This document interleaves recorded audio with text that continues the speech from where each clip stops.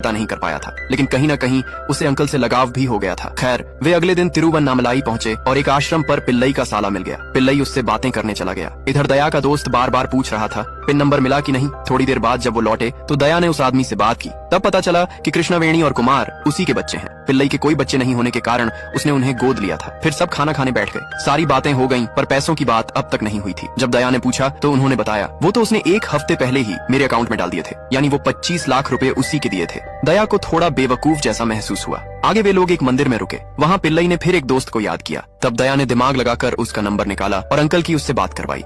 जब वे निकल रहे थे दया को चाबी नहीं मिली। पिल्लई के कहने पर बाहर देखा तो चाबी गाड़ी में ही लगी थी। इधर पुलिस पिल्लई के घर आई थी। वे लोग बात कर रहे थे कि कातिल ने क्राइम के बाद वहाँ पेशाब क्यों किया। साथ ही उन्हें पता चला कि कातिल पहले भी जेल जा चुका है और चोरी की बाइक पर आया था। उसने पहले जिस फोन से किसी को कॉल किया था उसी फोन से और भी लोगों को कॉल की गई थी और उन लोगों की भी मृत्यु हो चुकी थी। कल रात फिर तीसरे आदमी को कॉल की और वो भी मरा हुआ मिला। वही नंबर था जो दया ने पिल्लई को देकर पूछा था। एक एक कर निपटते लोग और आराम से घूमते दया व भुलक्कड़ आदमी। पुलिस अधिकारी भी इस अपराधी को पकड़ने के लिए तिरुवन्नामलाई की ओर निकलने की तैयारी कर रहे थे। रात को वे लोग एक जगह रुके। वहाँ दया का दोस्त भी था। दोस्त बार बार कह रहा था कि पेन तो पता करना ही पड़ेगा कैसे भी। अंदर पिल्लई उनकी शराब में बेहोशी की दवा मिला रहा था। फिर तीनों ने साथ में शराब पी और पास ही में चल रहे नाच गाने में चले गए। पिल्लई बाथरूम का बहाना बनाकर वापस आया और पर्स से नई सिम निकाली। उसने एक आदमी को कॉल किया और पूछा तुम मधुमिता को तो जानते ही होगे, मुझे 1 घंटे में मिलो। थोड़ी देर बाद बातों ही बातों में दया के दोस्त से पता चला कि सिम बदलने के बाद भी मोबाइल से सब कुछ ट्रैक हो जाता है और ऐसे ही वो पहले भी फंस चुका था। ये सुनकर पिल्लई को झटका लगा। दया ने बताया कि वो उसे जेल में मिला था। उसका दोस्त काफी पहुंच वाला शख्स है।